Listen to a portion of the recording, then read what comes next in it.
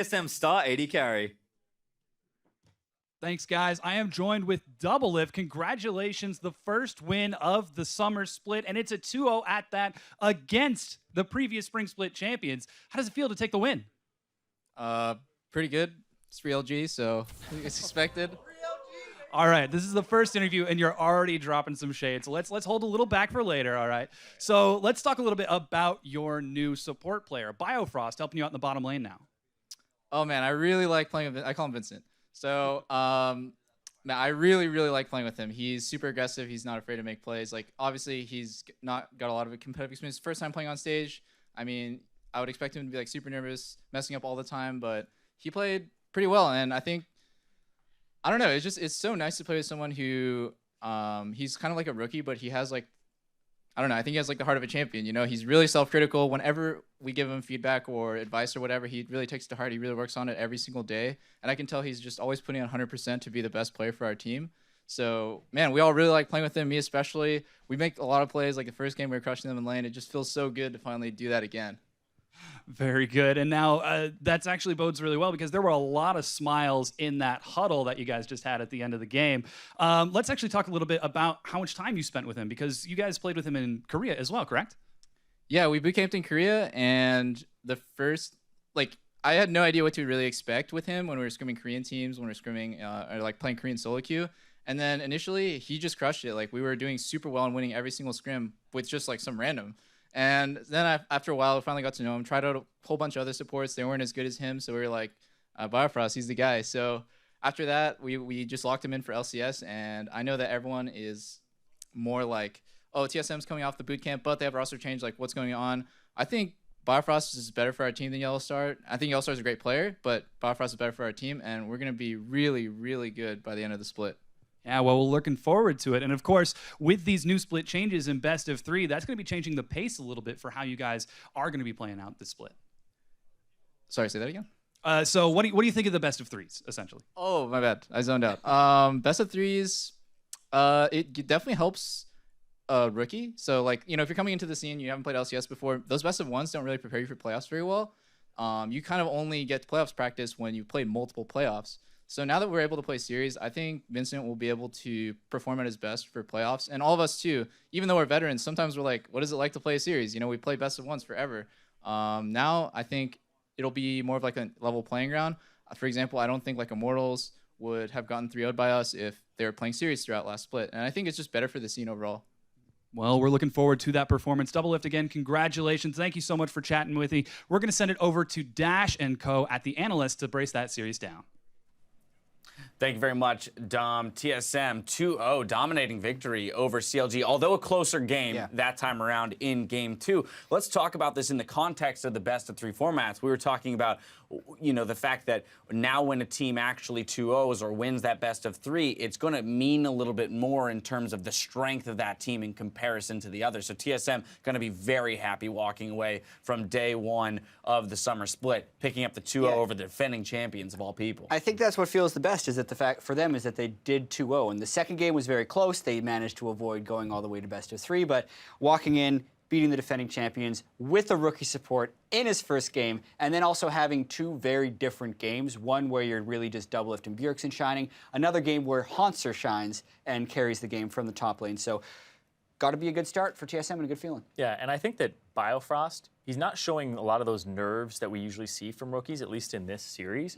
And that's big, because when you bring a rookie on to your squad, and you're a squad that really wants to get first place, you have to align everybody on the team. You can't just say, oh, because some people might be like, oh, I just want to play in the LCS, right? Like, that's my goal, is to play in the LCS. It's like, no, our goal is to make it to Worlds and actually go as far in Worlds as we can. And if you get that rookie on that page very quickly and get him over the fact that he's playing in the LCS, right, and those nerves, then he's going to be a great asset for this team, and they already seem to be able to craft him into this guy that they want him to be. And if he's got a heart of a champion, well, he's got to get a championship. Yeah, but that's a strong endorsement there from Doublelift, speaking very highly of his new support. And as you mentioned, we would normally expect to see some hesitation in play of the rookies, and didn't necessarily show on stage today. We'll see how that develops throughout the split. I do want to dive into the game, but let's start with the final fight, the way that this game ended, because it was a rather crazy one. I mean, it was a high action game here, but ending up in a Baron fight. I really wish that we would have seen a mortal reminder from Doublelift because nearly Vlad carries us at the end. But if we look at this fight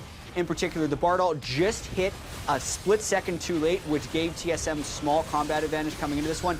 And it's really just an all-out brawl. Darshan did not play well this series. He actually had an off MSI as well as in the series, so he dives in too far. COG's on the retreat, and here's where Huhi nearly turns it around. Very close. Yeah, Huhi just heals so much. There was a fight where he's getting like 2,800 HP back, and he just gets these bursts, like 1,000 plus even more, and it's absurd. This is why Vladimir is just such a hugely contested pick right now in the meta, and I definitely recommend sinking 800 gold in the Executioner's Calling. Even though they win this fight on the side of TSM, it's still incredibly annoying, and Hauntzer almost goes down here, and even if he did, I still think the game is over at that point, though. Yeah, Doublelift had been able to lifesteal back up to full health, and there was a wave of super minions coming in the bottom side, so they would have had everyone dead, and they still could have been able to push it in. So.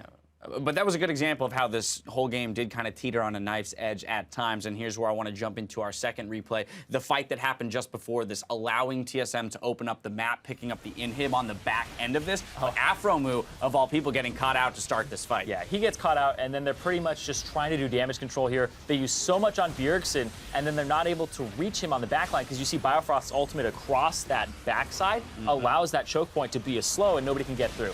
Huhi throws down the ultimate, gets I think he gets, yeah, look at that. What? 1,600? Like, yeah, Biofrost was able to shield.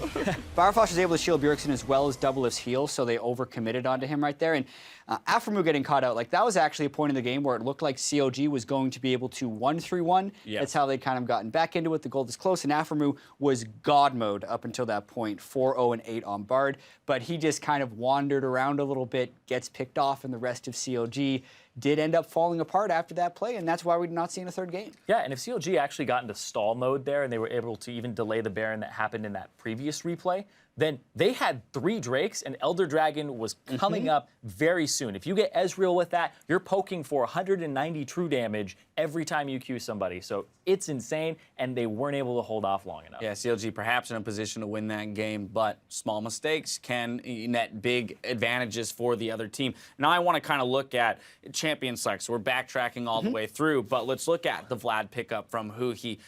Looking a lot more comfortable on that champion, although still getting pushed in by the aggressiveness of Bjergsen in lane, but definitely a performer on the Vladimir, and then the likes of the Fiora showing up in the top lane. So a little bit of a switch up here for CLG in terms of strategy coming into game 2. Yeah, I think we saw a couple things that were common threads between game 1 and game 2, and TSM's aggressiveness and mid lane jungle synergy early took CLG by surprise in both games. I mean, CLG put a very high priority on Rek'Sai, ended up doing the upgraded boots rush into Sightstone, and that just couldn't actually keep pace with what Svenskeren was doing. Add that to the fact that Bjergsen was just pushing in Huhi over and over again, and it was a recipe for disaster. TSM got big gold leads in both of the first 2 games. Yeah, and I think that when you go back and you look at this, you look at what was the worth of that Rek'Sai, because what else were you going to take afterwards, right? It's Elise. At least Rek'Sai are actually pretty comparable in power. Rek'Sai is still 1 notch above, and Rek'Sai is actually really good right now.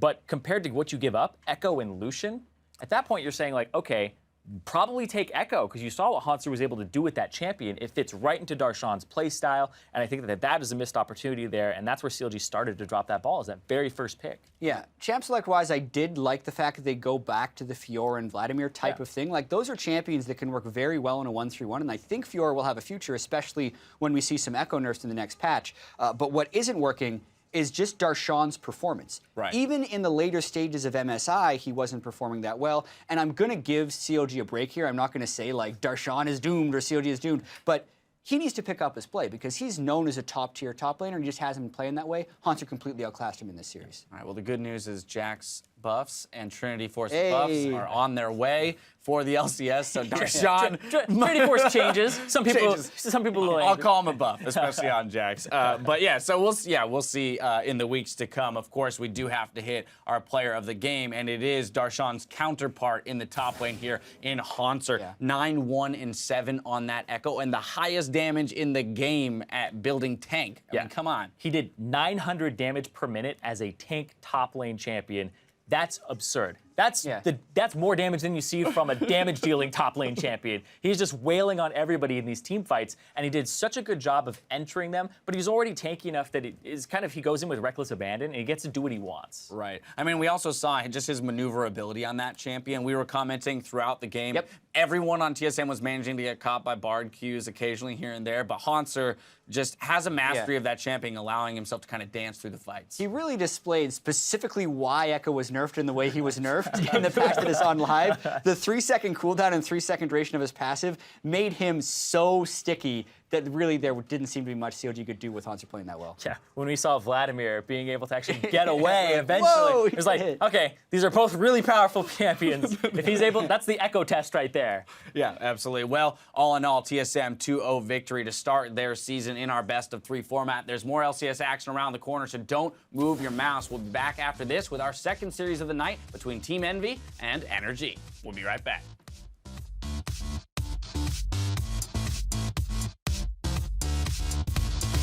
Kevin, Quirky, that's a dick killing. we have an Australian caster in our game today. Pace your time. Can you please? Wait, Kobe's Australian or?